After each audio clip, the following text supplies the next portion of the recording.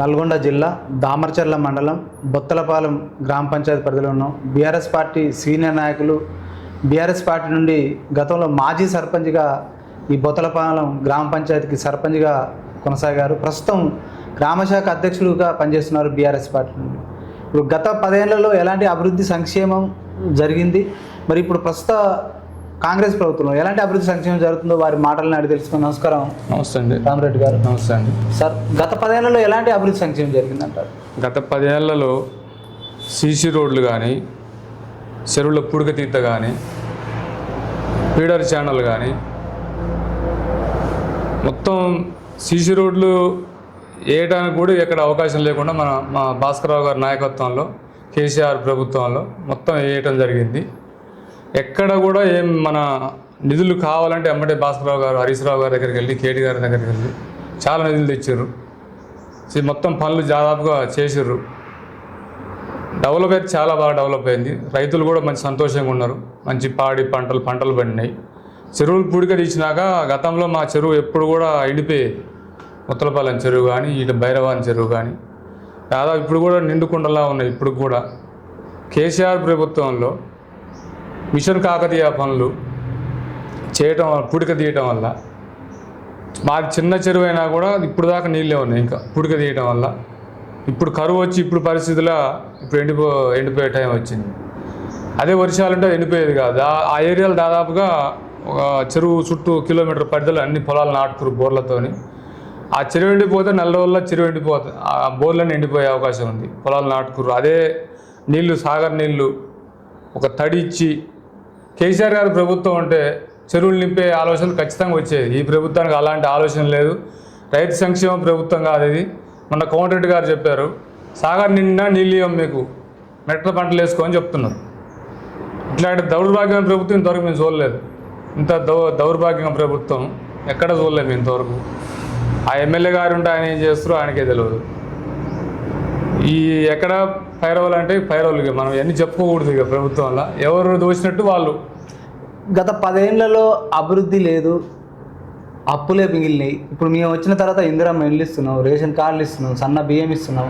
ప్రజాపాలన, పరిపాలనలో గ్రామాలు అభివృద్ధి పదంలో దూసుకుపోతున్నది. ఇది వాస్తవమే అంటారు? ఎక్కడ అభివృద్ధి ఏం జరగలేదు. వాళ్ళు మాటలు చెప్పుకోవడం తప్పితే ఎక్కడా లేదు. ఇక్కడికైనా రమ్మనండి, మండల నాయకులు రమ్మనండి, వేరే నాయకులు రమ్మని మేము చూపిస్తాం అభివృద్ధి ఏం జరిగిందో. ఇప్పుడు వచ్చిన ప్రభుత్వం ఏం రోడ్లు వేసిర్రు, ఏం చేసిర్రు మేము చూపిస్తాం నిలబడి. ఏ ఎమ్మెల్యే గారు, మంత్రి గారు వచ్చినా కూడా మీ స్వయాన మేము నిలబడి చూపిస్తాం. కేసీఆర్ గారి ప్రభుత్వంలో ఏని రోడ్డు లేదు, సీసీ రోడ్డు ఏని బజారు లేదు. ప్రతి ఒక్క బజారు అయిపోయింది. సీసీ రోడ్లు, లైన్లు, పోల్లు వేసినాం, కరెంటు పోల్లు వేసినారు, డ్రైనేజ్ కట్టినారు. అన్ని అభివృద్ధి కార్యక్రమాలు జరిగినాయి. చెరువులు ఈ రోజు కూడా చెరువులు నిలువుటద్దంగా కనపడుతున్నాయి. ఇప్పటికి కూడా కేసీఆర్ గారు మిషన్ కాకతీయాల పుడిక తీసిన చెరువులు ఇప్పటికి కూడా కనపడుతున్నాయి. మన ఎదురుగా మీరు బయటికి వెళ్తే కనపడుతుంది భైరవాణి చెరువు. దాంట్లో ఇప్పుడు కూడా నీళ్లు తొనికిసలాడుతున్నాయి. కేసీఆర్ గారు చేసిన పనికి, అభివృద్ధికి నిదర్శనం అది. మన వేరే దూరం పోయే పని కూడా లేదు అది. గతంలో ఇప్పుడు దాకా నీళ్ళు రాకుండా ఎండిపోయే చెరువు అది. 3 సంవత్సరాల నుంచి ఎండిపోలేదు. గత 10 సంవత్సరాల నుంచి కూడా ఎండిపోలేదు. ఈ సంవత్సరం ఎండిపోయే టైం వస్తుంది. అభివృద్ధికి నిదర్శనం ఇదే కనపడుతుంది మనకి.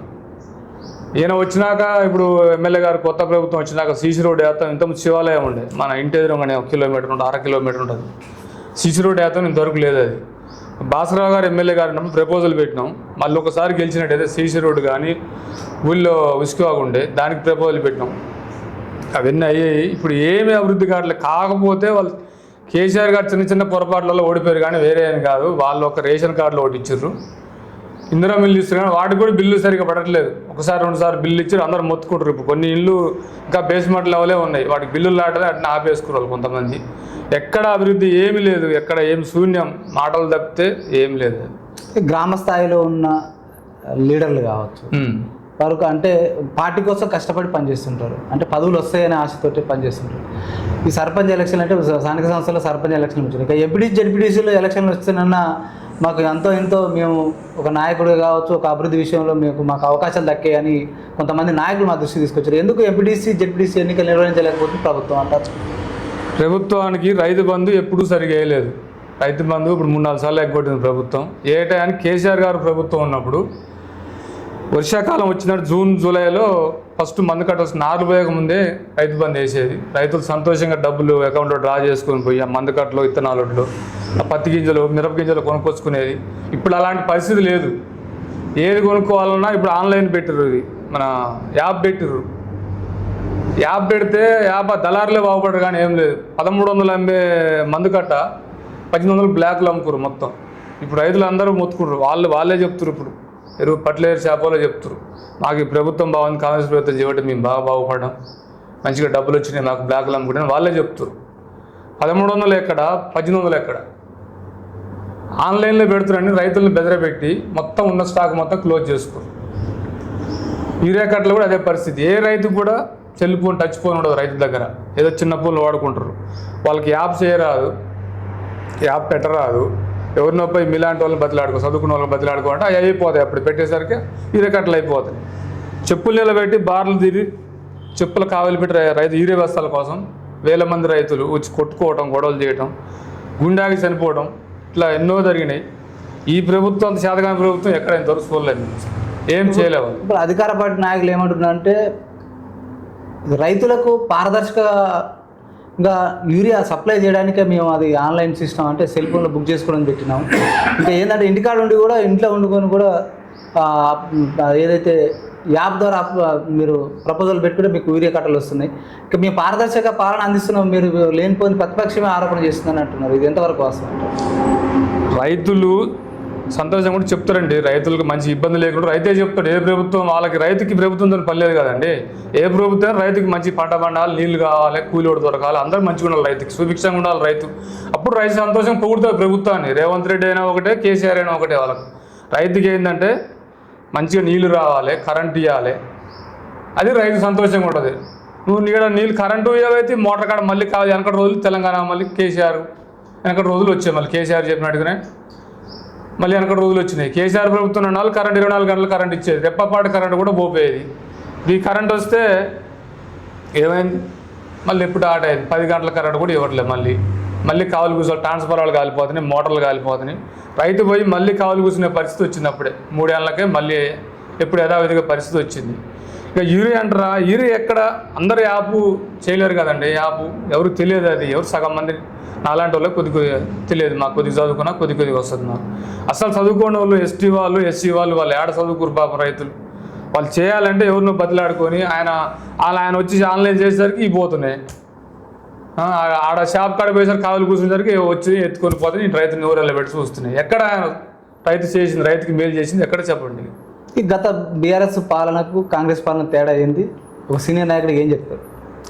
బీఆర్ఎస్ పాలన కేసీఆర్ వచ్చిన కాంచి ఆయన తెలంగాణ మొత్తం తిరిగి పాదయాత్రలు చేసి, పోరాట ఉద్యమాలు చేసి, ఎక్కడ రైతుకి వాటర్ అవసరం ఉండేదో, ప్రాజెక్టులు అవసరం ఉండేదో అన్నీ చేసిండు మొత్తం కేసీఆర్ గారు. ఇలా కాళేశ్వరం ప్రాజెక్టు చూసుకుంటే ఏదో 2 పిల్లర్లు గుంగినాయని దాన్ని 3 సంవత్సరాల నుంచి కూడా రిపేర్ చేయకుండా పెట్టి, రైతులను ఎండబెట్టి, బోర్లు పోయకుండా, పొలాలు నాటుకోకుండా, మొన్న వరద వస్తే గోదావరి మొత్తం వెళ్ళిపోయాడు, కిందికి వెళ్ళిపోయింది. అదే కాళేశ్వరం ప్రాజెక్టు నింపి మోటార్లతో తోడుంటే ఇలా సూర్యాపేట దాకా వచ్చేది. ఇటు మొత్తం తెలంగాణ సస్యం లేదు. వరంగల్ జిల్లా కానీ సూర్యాపేట దాకా అన్ని జిల్లాలు కానీ. ఇప్పుడు అలాంటి పరిస్థితి లేదు. కరువు వచ్చింది. ఇప్పుడు ఎక్కడ సాగర్ నిండలేదు. శ్రీశైలం నిండితే వాళ్ళు పోతిటి పడి తోడుకొని పోతారు. దానికి సబ్బు లేదు. పై వరకే మన సాగర్ రైతుల పరిస్థితి ఏంది? నార్లు పోసి ఇప్పుడు ఎండబెట్టుకునే పరిస్థితి వచ్చింది. ఏదో బోర్ల కింద కొద్ది నాటుకోరు. ఈ ఎండకు గాలికి అవి కూడా ఎండిపోతున్నాయి, బోర్లు ఎండిపోతున్నాయి. ఏం చేస్తుంది ప్రభుత్వంలో? రైతు ఎక్కడ సంతోషంగా ఉండు. తిరిగితే ముఖ్యమంత్రి గారు మొత్తం మీటింగులు పెడితే, రైతు సదస్సులు పెడితే తెలుస్తుంది ఏం చేసిందని. ఎమ్మెల్యేల ద్వారా ఎమ్మెల్యేలు ఊళ్ళోకి పంపించి ప్రజాపాలన అని చెప్తున్నారు కదా. రైతు వేదికలలో మీటింగ్ పెట్టామనండి, రైతులను పిలిచి మీటింగ్ పెట్టామనండి. ఏ రైతు సంతోషం కూడా ఇప్పుడు చెప్తాడు. వాళ్ళ ప్రభుత్వం వాళ్ళు చేసిన ఘనకార్యం అని ఇప్పుడు చెప్తారు. మీ ప్రభుత్వం ఇంత అభివృద్ధి సంక్షేమం అందించింది అంటున్నారు, అధికారం రాలేదు. ఇక్కడ స్థానికంగా ఉన్న ఎమ్మెల్యే కూడా భాస్కర్ అవడం గల కారణాలు ఏంటి? ఈయన గతంలో బిఎల్ఆర్ గారు గతంలో కొద్ది ఈ చేసిండేది మన ఉచిత అన్నదానం, ఉచిత పెరుగు ప్యాకెట్లు పంపేయడం.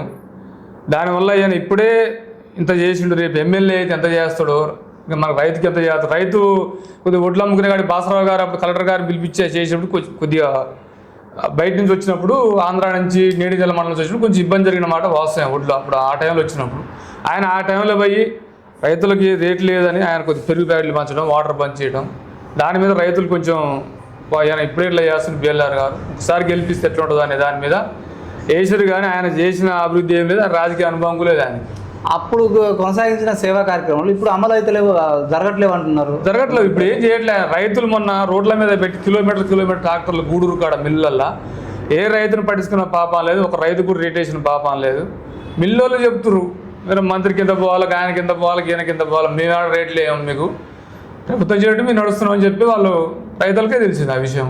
వీళ్ళు చేసింది ఏం లేదు. ఇంత కేసీఆర్ గారు ఉన్నప్పుడు కృష్ణానది దగ్గర చెక్ పోస్ట్ పెట్టి ఎంఆర్ఓ గారు, ఆర్ఐ గారు, విఆర్ఓలంతా అక్కడ నిలబెట్టి రాకుండా చేసి ఆపిర్రు. అప్పుడు మనకు రేట్లు మంచి మద్దతు ధర ఇచ్చారు అప్పుడు రేట్లు. ఇప్పుడు అది లేదు, ఇసుక దందా చేస్తుర్రు. మొత్తం ఆంధ్ర నుంచి ఇక్కడ ఆంధ్ర నాయకులంతా వచ్చి ఇక్కడ ఇసుక దందా చేస్తుర్రు. ఒడ్డు దోలకు వచ్చి వాళ్ళే అమ్ముకుంటారు. మొత్తం వాళ్ళే ఉంది, రైతుకి ఏం లేదు. ఆసియాలోనే అత్యధికంగా మిల్లర్స్ ఉన్న ప్రాంతం మిర్యాలగూడ ప్రాంతం. మరి ఈ ప్రాంతంలో ఎందుకు రైతులకు ఇంత తీవ్ర ఇబ్బంది కలిగిందంటారు? ప్రభుత్వం వల్లండి. ఇప్పుడు ప్రభుత్వం సరిగా పట్టించుకోక, దానికి ఒక అవగాహన లేక, రైతుల మీద అవగాహన లేక, ఎమ్మెల్యే గారు మనం అనకూడదు కానీ సరే ఆయనకు కూడా రాజకీయ అనుభవం లేదు. సరే పైన చేసే ఆయనను కొంచెం పట్టించుకొని చేస్తే కొంతవరకు కంట్రోల్ అవుతుంది. ఇప్పుడు ఆయన ఆంధ్ర నుంచి వచ్చిన ఆయన వాళ్ళు లేస్తే ఆంధ్ర వాళ్ళు ఇటే వస్తారు, వాళ్ళ ఒడ్లు కొన్ని అమ్ముకుంటారు, అయ్యి కలిపి ఏదో ఇసుక దంతాలు అన్నీ నడిపిస్తారు. రైతు మీద అవగాహన లేక రైతు ప్రభుత్వాన్ని చెప్పుకుంటారు కానీ రైతుల వల్ల రైతుకి చేసిన లాభం ఏమీ లేదు. రైతు మీద అవగాహన ఒక ఎమ్మెల్యేకి లేదు, ఒక మంత్రికి లేదు. సార్ ఇప్పుడున్న ప్రజలు మా దృష్టి కొంతమంది సమస్య తీసుకొచ్చారు. సమస్యలు చాలా ఉన్నాయి, ప్రజా సమస్యలు. ఈ ప్రజా సమస్యలపై పోరాటం ఏ పార్టీలు కూడా ముందుకు రావట్లేదు. ప్రజలను, రైతులను ఎవరు పట్టించుకోవట్లేరు. ఎందుకు మరి మీ పోరాటాలు ఏమైపోయినాయి? ఎందుకు మీరు పోరాటం చేయలేకపోతుంది? ఒక బీఆర్ఎస్ పార్టీ నాయకుడిగా ఏం చెప్తారు? ప్రజలే కంటే ఇవాళ ప్రజలు కేసీఆర్ అంత మంచి చేస్తేనే కేసీఆర్ని వదిలిపెట్టారు. ప్రజలకు కూడా కొంత తెలవాలండి. ఎంతసేపు మనం పోరాడతాం వాళ్ళకి అర్థం కావాలి కదా. మన పార్టీ నుంచి పోరాడితే అవతల ఏమంటారు, అధికార పార్టీలు ఏమంటారు, బీఆర్ఎస్లు ఏం పనిలాగా వచ్చి ధర్నాలు చేస్తారు, అవి చేస్తారు, రాస్తారోకలు చేస్తున్నారు. అదే ప్రజా ఉద్యమం వస్తే ప్రజలకి అర్థం అవుతుందని మేము కూడా 2 రోజులు చూస్తున్నాం, కామ్గా చూస్తున్నాం. ఆ టైం వచ్చినప్పుడు సరైన టయానికి మేము వచ్చి చేయడం జరుగుతుంది. ఇప్పుడు సుపరిపాలన అందిస్తున్నాం, సుభిక్షమైన రాష్ట్రంగా తెలంగాణ తీర్చిదిస్తున్నాం అని అధికార పార్టీ అంటున్నది. మళ్ళీ మేమే అధికారంలోకి వస్తాం అంటున్నాం 5 ఏళ్ళు. మరి దీన్ని మీరు ఏ విధంగా చూస్తారు? ప్రజలు సమాధానం చెప్తారండి. సరైన ఇప్పుడు మొన్న స్థానిక సంస్థలు అంటే ఏదో చేసి గెలిచిర్రు, ప్రజలకు కూడా అర్థం తెలుసు చేయాలి. కాకపోతే కేసీఆర్ ప్రభుత్వం లేదు కదా, సర్పంచులు గెలిపిస్తే అభివృద్ధి అయితే దాని మీద చేశారు కానీ వాళ్ళ మీద ప్రేమతో ఎవరు వేయలేదు, వాళ్ళ మీద ప్రేమ ఏం లేదు. కాకపోతే 2 ఏళ్ళు వాళ్ళే ఉంటారు కాబట్టి గెలిచినా సర్పంచులు ఎప్పటికీ గెలిచినా ఉపయోగం లేదన్న దాని మీద వేసారు. కానీ రేపు ఇప్పటికిప్పుడు ప్రభుత్వం బర్తరపై రెఫరెండం పెట్టమనండి, కాకపోతే రెఫరెండం పెట్టమనండి ప్రజల సత్తా ఏంది అప్పుడు చూపిస్తారు. రైతులు మా దృష్టి కోసం ప్రధానమైన సమస్య తీసుకొచ్చారు. ఈ పిఎస్సిఎస్ సొసైటీ పాలక మండల కాల పరిమితులు పొరిగిస్తున్నారు తప్ప, మళ్ళీ ఉన్న వాళ్ళకి ఇస్తారు తప్ప, ఎలక్షన్లు పెట్టి ఎలక్షన్ బాడీ ఎంపిక చేయాలంటున్నారు. రైతు సమస్యలు అక్కడ పిఎస్సిఎస్ సొసైటీలో రైతుల యొక్క సమస్యలు పరిశీలించడం ఎంతవరకు సబబు అంటారు? వాళ్ళకి ఎలక్షన్ పెడితే గెలిచే దమ్ము లేదు, ధైర్యం లేదు. రైతులు ఓట్లేరు, రైతులు అంత ఆగమాగం పరిస్థితి. వాళ్ళు రైతులు చాలా ఇబ్బంది పడుతున్నారు. పిఎస్సిఎస్ అంటే ఓన్లీ రైతులే, అది రాజకీయ నాయకులు కాదు. అది వాళ్ళకి చేసిన పనులు వాళ్ళకి తెలుసు కాబట్టి వాళ్ళు పెట్టే ధైర్యం లేక ముందుకు రావట్లేదు. వాళ్ళు ఏదో జీవో తెచ్చి మన మార్కెట్ చైర్మన్ లాగా చేస్తాం అనేదాన్ని అది కరెక్ట్ పద్ధతి కాదు. అది వాళ్ళకి ధైర్యం ఉంటే పెట్టమనండి, ఇప్పటికి కూడా పెట్టమనండి. జనం రైతుల సత్తా ఏంది ఇప్పుడు చూపిస్తారు, తెలుస్తుంది. సార్ మీ బీఆర్ఎస్ పార్టీ సీనియర్ నాయకులు ఉన్నారు, గ్రామశాఖ ఉన్నారు, గతంలో మాజీ సర్పంచ్ చేశారు. ఇంత పెద్ద అనుభవం ఉన్న ఒక పార్టీ సీనియర్ నాయకుడిగా మీ భవిష్యత్తు బీఆర్ఎస్ పోరాటాలు ఏ విధంగా ఉంది? ప్రజల పక్షాన మీ పోరాటం ఏ విధంగా కొనసాగుతుంది అంటారు?